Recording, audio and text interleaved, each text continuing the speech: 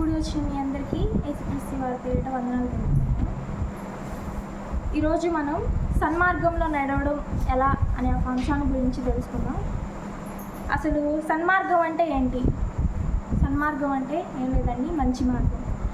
మనం మంచి మార్గంలో నడుస్తున్నామా లేదా అని తెలియజెప్పేది ఎవరో తెలుసా? ఎవరో తెలియజెప్పరు, మన పిల్లలే మనకు తెలియజేస్తారు. ఎలాగనుకుంటున్నారా? ఎలాగో ఇప్పుడు చూద్దాం.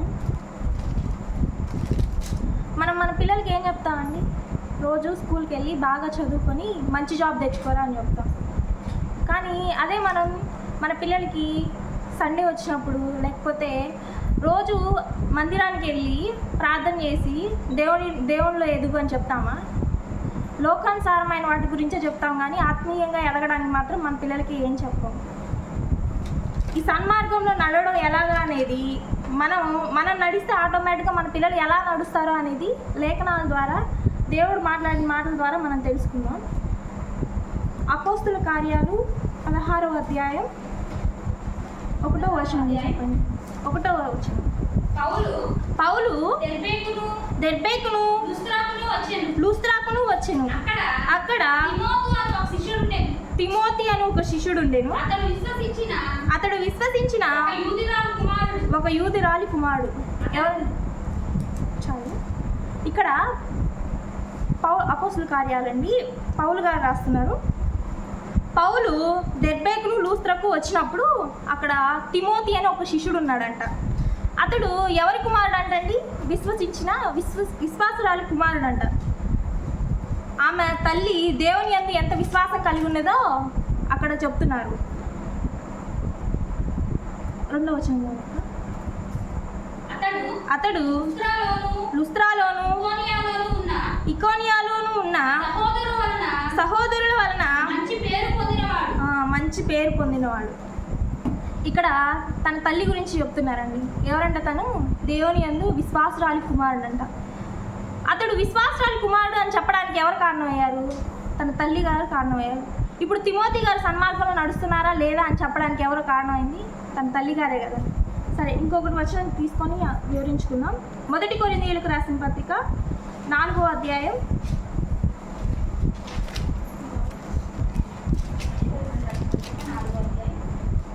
16వ వచనం.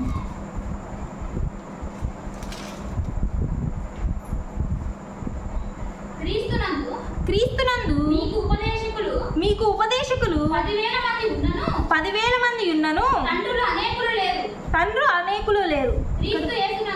క్రీస్తు యేసునందు సువార్త ద్వారా నేను మిమ్మును కనియుంటిని. ఇక్కడ ఏం చెప్తున్నారంటే, పౌలు గారు కొరింథీయులకు రాస్తా, మీకు దేవుని యందు 10,000 మంది తండ్రులు అనేకులు ఉన్నారు, మీకు ఉపదేశకులు 10,000 మంది ఉన్నారు, తండ్రులంట అనేకులు లేరంట.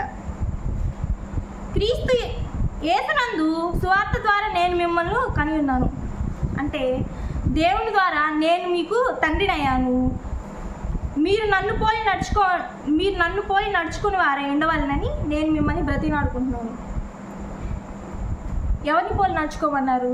నేను మిమ్మల్ని సువార్త ద్వారా నేను మీకు తండ్రినయ్యాను, మీరు నన్ను పోలి నడుచుకొని నా మార్గం అందు మీరు నడవండి అని పౌలు గారు కొరింథీయులకు రాస్తా చెప్తున్నారు. అదే ఇంకొక వచనం తీసుకుందాం. 2వ తిమోతి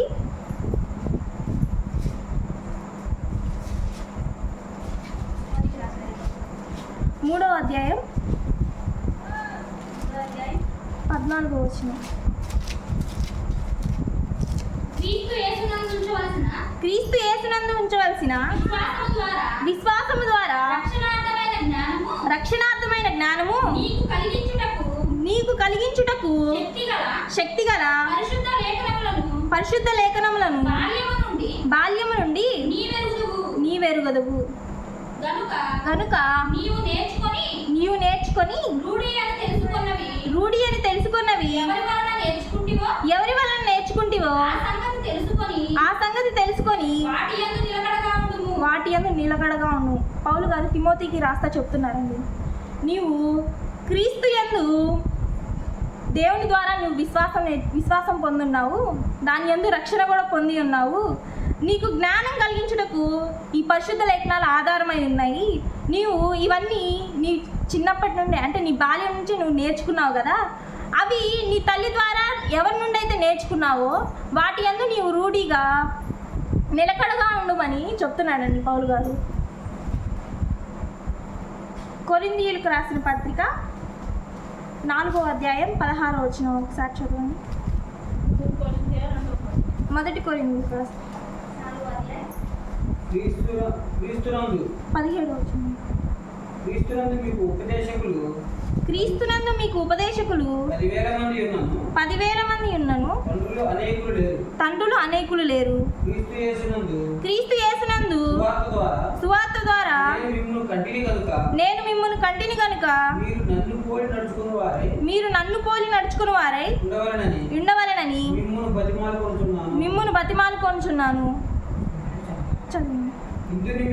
ఇందు నిమిత్తము ప్రభువునందు నాకు ప్రియుడును నమ్మకమైన నా కుమారుడును తిమోతిని మీ యొద్దకు పంపి ఉన్నాను. చాలు. ఇక్కడ ఎంతమంది శిష్యులు ఉన్నారు? 12 మంది శిష్యులు ఉన్నారు కదా. అంతమందిలో తిమోతి గారి గురించి ఎందుకు చెప్పారు? ఆయన మళ్ళీ ప్రియుడు అంట, నమ్మకమైన వాడంట, విశ్వాసం గలవాడు. అంతమంది ఉన్నారు కదా. కేవలం తిమోతి గారి గురించి పౌలు అంత గొప్పగా చెప్పాల్సిన అవసరం ఏముంది? ఆయన చిన్నప్పటి నుంచి తన తల్లి దగ్గర నుంచి నేర్చుకున్న విశ్వాసాన్ని, ఆయన పొందుకున్న బలాన్ని, చిన్నప్పటి నుంచి ఆయన ఎంతగా ఎదిగాడో, ఆయన ఎవరి దగ్గర నుంచి ఇవన్నీ నేర్చుకున్నాడో అవన్నీ పౌలు గారు చెప్తా ఉన్నారండి.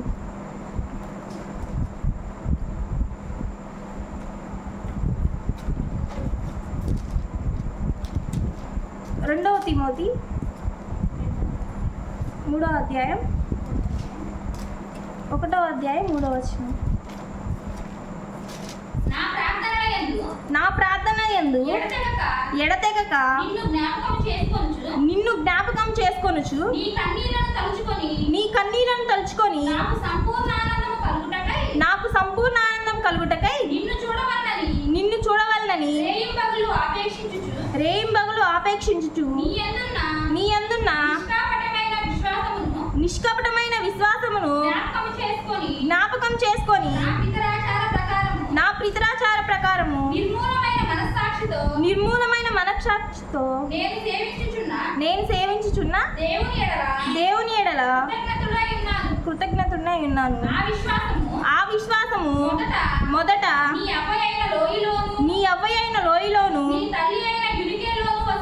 నీ తల్లి అయిన యునికేలోను వసించెను.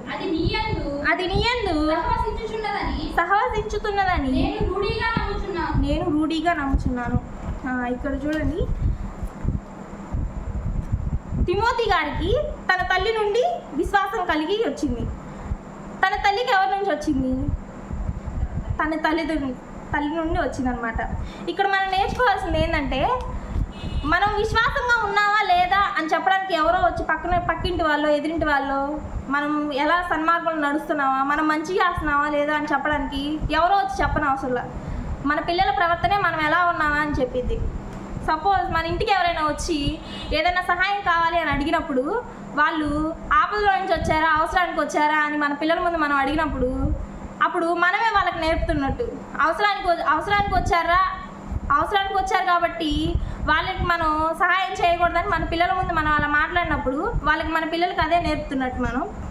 ఇక్కడ మనం చూసుకున్నట్టయితే, మనం ఎంత మంచి చేస్తున్నామా, మనం ఎంత మంచిగా ఉంటే మన పిల్లలు ఎందుకండి మంచిగా ఉండరు? మనం మంచి దారిలో నడుస్తున్నామా లేదా అని తెలియజేసేది మన పిల్లల ప్రవర్తనే.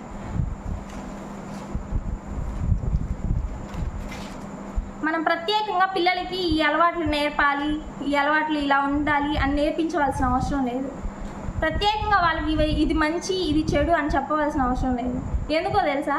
మన కళ్ళ ముందు మన తండ్రి మన కళ్ళ ముందు తాగుతున్నాడు అనుకో, ఆటోమేటిక్గా తర్వాత మనం అదే నేర్చుకుంటాం కదా. నా కళ్ళ ముందు మా నాన్న మా అమ్మని కొడుతున్నాడు, రేపొద్దున నేను కూడా నా పిల్లని అలాగే కొట్టాలని వాడు నేర్చుకుంటాడు. నేను అనుకున్నది ఏంటంటే, నేను ఈ ఉద్దేశం చెప్పొచ్చో లేదో కూడా నాకు తెలియదు, కానీ ఎందుకనో ఇప్పుడు బయట చూస్తున్నట్లయితే నాకు ఇలా చెప్పాలనిపించింది. మనం లోకంలో ఒక సామెత ఉంటుంది, మీ అందరూ వినే ఉంటారు. ఆవు చేలో వేస్తే దూడ గడ్డిని మేదంట. ఎందుకంటే తల్లిదండ్రులు మంచిదారిలో వెళ్తే ఆటోమేటిక్గా వాళ్ళ పిల్లలు కూడా మంచిదారిలో వెళ్తారు. ఇప్పుడున్న తల్లిదండ్రులు ఎంత దారుణంగా తయారయ్యారంటే, మొన్న నేను ఇన్స్టాగ్రామ్లో ఒకటి విన్నాను. వాళ్ళ అబ్బాయిని సింగపూర్ ఎక్కువ పంపించారంట, విదేశాలకు పంపించారు వాళ్ళ అబ్బాయిని చదువుకోవడానికని. విదేశాలకు పంపించినప్పుడు వాళ్ళ తల్లిదండ్రులు, అమ్మ నేను ఇక్కడ ఉండలేకపోతున్నాను, నాకు ఇక్కడంతా ఏం బాగాలేదు, నేను ఇంటికి తిరిగి వచ్చేస్తానమ్మా అని చెప్పినప్పుడు వాళ్ళు తిరిగి వచ్చేయరా, నీకంటే ఎక్కువైంది ఇక్కడ ఏది లేదు, నువ్వు చేయాలనుకుంటే ఇక్కడే చేయొచ్చు అని చెప్పకుండా నువ్వు ఇంటికి తిరిగి వస్తే మా పరువేం కావాలి అన్నారు. అంటే ఏంది అంటే కొడుకు ప్రాణాల కన్నా వాళ్ళకి పరువే ముఖ్యమైంది. అలాంటిదా మనం పిల్లలకి నేర్పాల్సింది? కానీ రేపు పొద్దున వాడు వాళ్ళని చూసుకోవాలంటే ఎలా చూసుకుంటాడండి?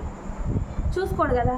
అందుకని ఎప్పుడైనా మనం గుర్తుంచుకోవాల్సింది ఏంటంటే, మన ప్రవర్తన అనేది మన పిల్లలకి రాకూడదంటే మనం వాళ్ళకి ఏదో మాటల ద్వారా చెప్పి మాటల ద్వారా ఇది చేయడం కాదు. మనం కరెక్ట్గా ఉండి మన పిల్లల్ని నేను కరెక్ట్గా ఉన్నాను, నువ్వెందుకు దేవుళ్ళలో కరెక్ట్గా లేవు అని అడగడానికి ఒక అవకాశం అనేది ఉండేది. మనం లేకుండా మన పిల్లల్ని కరెక్ట్ దారిలో నడువు అంటే వాళ్ళు ఎలా నడుస్తారండి? అది ఎంతవరకు కరెక్ట్? మనం ఉండాలి కదా మన దారిలో. ఇంకొక మంచి ఉద్దేశం చూసుకుందాం. న్యాయాధిపతులు 12వ అధ్యాయం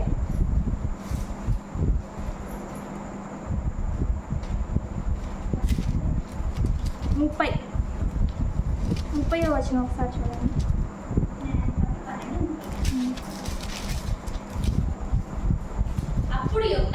అప్పుడు యొప్తా యెహోవాకు మొక్కుకొనెను. ఒక నిమిషం. ఇక్కడ ఏం సందర్భం అంటే, యొప్తా గారు అమోనీయుల పైన విజయం సాధిస్తే తనకి ఎవరైతే ఎదురొస్తారో వారిని యెహోవాకు బలి అర్పణగా ఇవ్వాలని మొక్కుకొని ఉంటారండి. అప్పుడు తన కుమార్తె అనుకోకుండా ఎదురొస్తుంది. అప్పుడు తన కుమార్తె ఎదురొచ్చింది కదా, నేను బలి ఎందుకు ఇవ్వాలి అని అనుకోడు. ఏం జరిగిందో ఒకసారి చూద్దాం. 12వ అధ్యాయం 30వ వచనం. అప్పుడు యొప్తా యెహోవాకు మొక్కుకొనెను. ఎట్లనగా నీవు నా చేతికి అమోనీయులను నిశ్చయముగా అప్పగించిన ఎడల నేను అమ్మోనీయుల వద్ద నుండి క్షేమముగా తిరిగి వచ్చినప్పుడు నన్ను ఎదుర్కొనటకు